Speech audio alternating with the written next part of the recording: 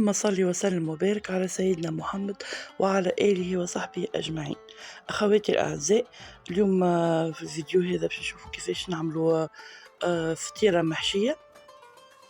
الفطيرة هذيا معناها نجم نقولوا زي نوع من المعجنات باش نصنعوها من الحجم الكبير ومن الحجم الصغير. سهلة برشا، العجينة متاعها سائلة لا تستحق لا عجن لا حتى شيء، اون بلوس ما تستحقش فرن، هذه باش نطيبوها في المقلاة معناها على النار طول. يلا نشوفوا مع بعضنا المقادير.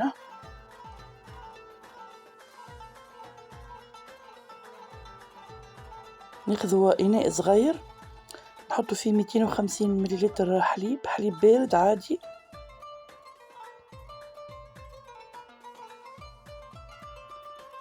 ونزيدوا عليه 250 مليلتر ماء سخون يغلي باش تولي الحرارة معتدلة. هذا باش نحطوا فيه الخميرة متاعنا، زدناها مغرفة سكر، مغرفة السكر الدور متاعها باش تعطينا لون للعجينة متاعنا كيف الطيب وزادا تخليها تختمر في ساعة. زدنا قلنا ساشي خميرة متاع خبز تاع بيتزا، وما يعادل مغرفة كبيرة متاع أكل، وزدنا مغرفة فرينة. زادا الفرينة ذيك باش تخليها تتغذى في ساعة الخميرة متاعنا وتتكاثر في ساعة، معناها تعطينا مفعول سريع. نحاول نحلوها شوية ونخليوها تختمر لهنا درج من زمان.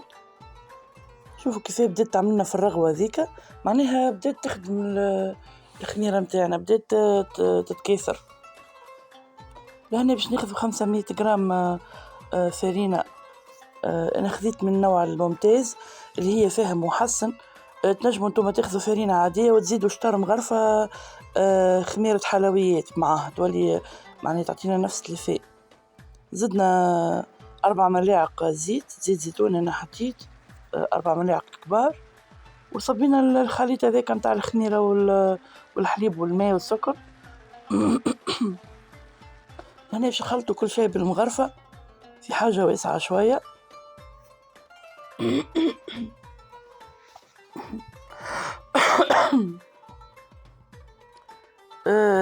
كل واحد بنوع الفرينة متاعو. انا شربت لي السوائل الكل في ساعة، واحنا ما حشناش بها تكون عجينة متماسكة. زدتها اللي بقالي من الماء، ما يعادل يمكن 100 مليلتر ولا 60 مليلتر 70 مليلتر، حسيلوا عينكم ميزانكم. في الماء تنجموا تزيدوا بشوية. حطيت مغرفة متاع خل، نعرفوا الخل اللي يساعد انه العجينة تجينا تخمر في ساعة وتجينا هشة. شفتوا القوام كيفاش لازم يكون، مش كيما الكيك بطبيعة. معناها خاطر أكثر من الكيك، يعني شد روحه شوية على الكيك، لأن نسيت ما حطيتش الملح، حطيت مغرفة ملح. ما تستحقش لأني قلنا لا عجن لا حتى شيء، كل شيء بالمغرفة باش خليوها تخمر على روحها لين يتضاعف الحجم متاعها. لأن قلنا تنجموا تزيدوا السوائل، تنجموا سافا معناها تجيكم سافا كيك انتي ونوع الفرينة، خاطر مش الفرينة الكل تشرب كيف نغطيوها لهنا بكيس غذائي ولا بابي سيلوفان ونخليوها تختمر على روحها ما بين احنا حضرنا الحشوة متاعنا.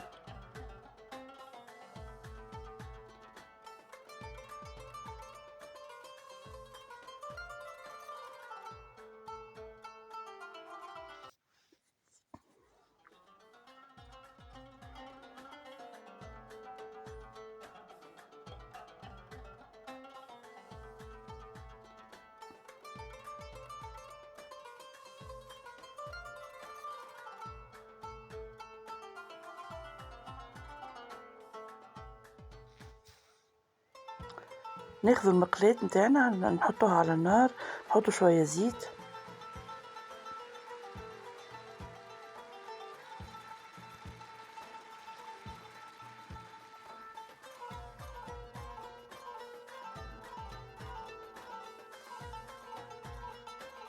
نقطع حبة بصل،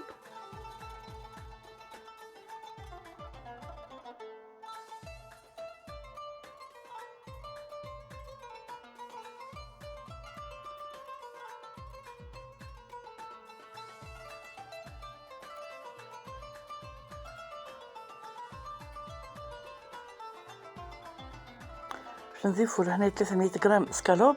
انا قصيته مش مكعبات معناها، المهم جويد، تقصوه جويد، تفرموه معناها ناعم شوية، خليهوش كبير. مغرفة ملح،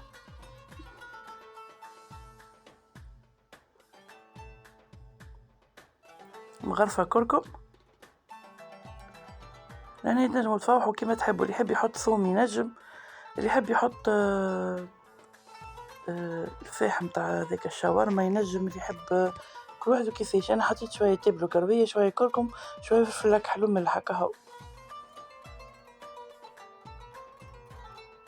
فلفل اكحل.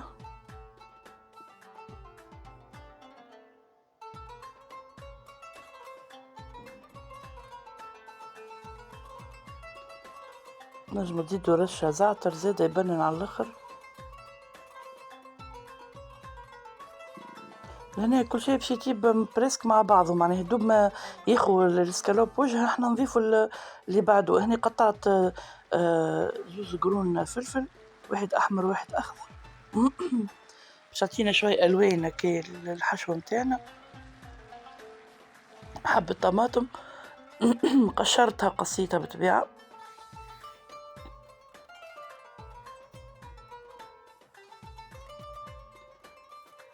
وخذيت جزرة من الحجم الكبير وبرشتها زادة باش نضيفوها.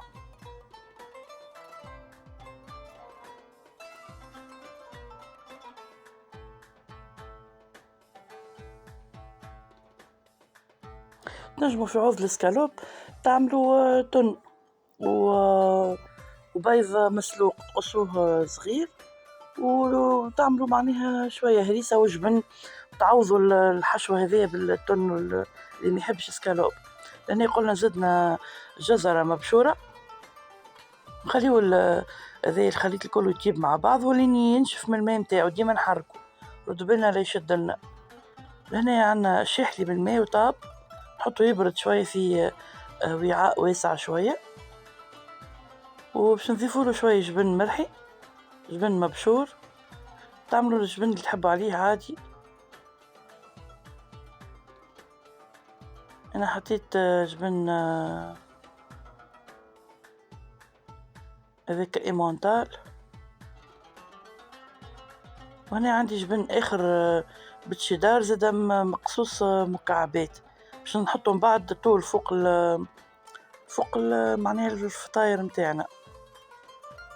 هنا الخليط متاعي متاع العجينة تضاعف الحجم متاعو باش نخرج منه الهواء ونحركه شوية، خاطر انا معناها حسيت اللي انا كي نحطه في باش عدوي احسن باش تكون الخدمة اسهل وانظف زادة. دونك حطيته في باش عدوي، هذيك باش بلاستيك جيب الحلواني من غير حتى شيء، من غير لا دوي لا شيء، احنا جوست باش نجمو نصبوه بسهولة ونحددوا الشكل اللي حشنا بيه. وهو مع انه معناه بما انه هو سائل شوية يعطينا معناها الطوع ويسهل لنا الخدمة هكاك. هنا المقلاة متاعي نشوفوا كيفاش هي متاع بانكيك، ميني بانكيك. انا باش نعمل فيها ميني هذه الفطائر متاعي، نستغلوها في حاجة اخرى. نحاولوا نعملوا كوش، ما نعملوهاش سميكة ياسر، نعملوها رقيقة شوية. باش نحطوا هذيك الطبقة الأولى، وبعد نحطوا فوقها الحشو، بعد نزيدوا طبقة أخرى فوقها باش يولينا معناها الفطيرة متاعنا الحشو متاعها من داخل ومن برا تكون معناها عجينة.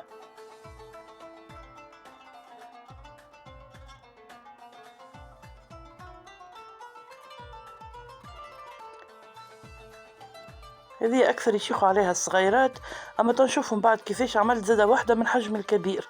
اللي ما يحبش معناها ما عندوش وقت مثلا باش يقعد يعمل فيهم هكايا كعبات صغار، ولا نجم يعملها من واحدة برك من الحجم الكبير وكهو مخه مرتاح من غير ما يكسر راسه برشا. هذه ديجا المقلات معناها فما شكون ما عندوش منها، مش تقعد معناها تشري فيها على خاطر الوصفة هذه. تنجموا إذا كان عندكم بالصدفة معناها تنجموا تستغلوها، سينو تنجموا تطيبوا في مقلاة كبيرة وكهو مرة واحدة معناها. وبما إنه الكونتيتي اللي عملناها هذيا معناتها تسمى كبيرة شوية، تعمل لك زوز معناها فطاير من الحجم الكبير، تعشي عيلة كاملة معناها بالكدا، تجي عشاء، تجي مقبلات في رمضان معناها تجي معناها الحقيقة تحفونة، تجي لمجة للصغيرات زادة تحل المشكلة. لهنا بعد ما حطينا الحشو نحطو جبنة ذاك المكعبات،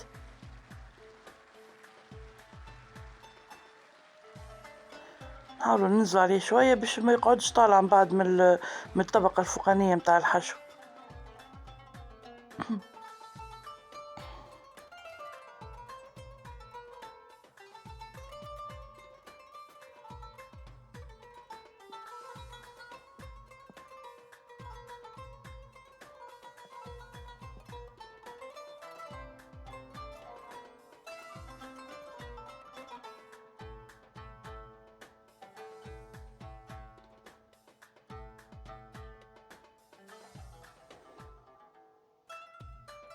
نحاولوا نعملوا الطبقة متاع العجينة رهيفة الماكسيموم باش ما تجيناش من بعد خشينة في البات متاعنا.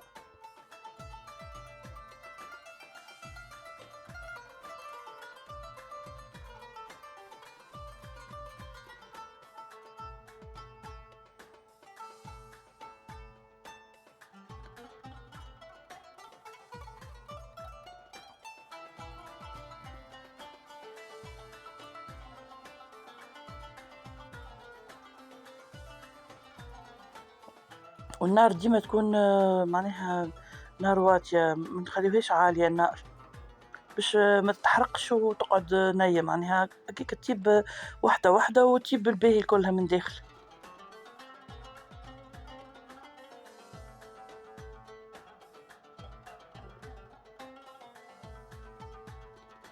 هنا المقلاة متاعي ما تلصقش، دونك ما استحقيتش نحط مادة دهنية لا زيت لا زبدة لا حتى شيء. كان تعرف مقلاتك تلصق شوية ادهن شوية قبل بالزيت ولا بالزبدة.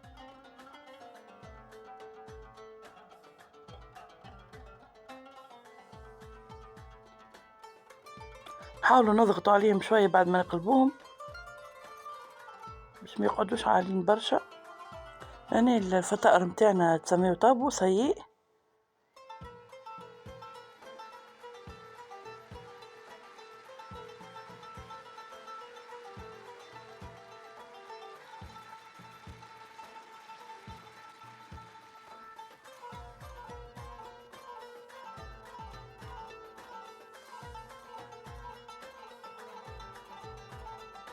لأن باش نعملو فطيرة كبيرة بحجم عائلي، لأن المقلاة متاعي أنا تشد شوية دونك دهنتها شوية بالزيت، وكيف كيف نفس التكنيك باش نجيو نعملو طبقة أولى من العجينة وطبقة من الحشو ونزيدو فوقها طبقة أخرى من العجين.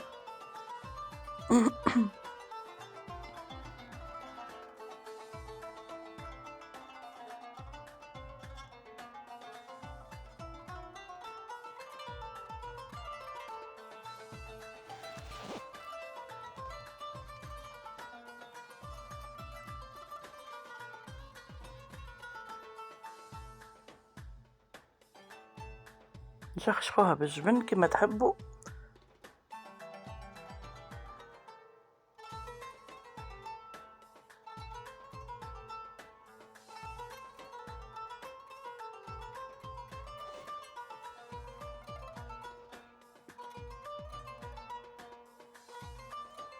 نكملوا الطبقة الأخيرة متاعنا.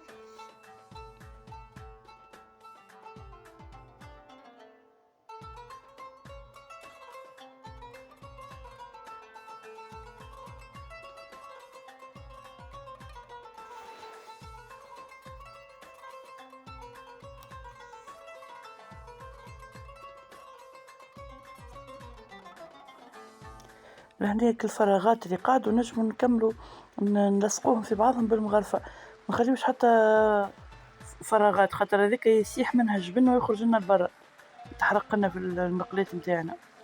لهنا قلبناها المرة الأولى ونقعد نقلبوا فيها حتى لين تجيب بطريقة متساوية ماشي هيك الكل. غطيتها أنا لهنا، قلت خلينا نشوف كان نغطيها بالك تطيب أحسن أسرع. عادي ما يأثرش. هنا الفطاير متاعنا حضروا،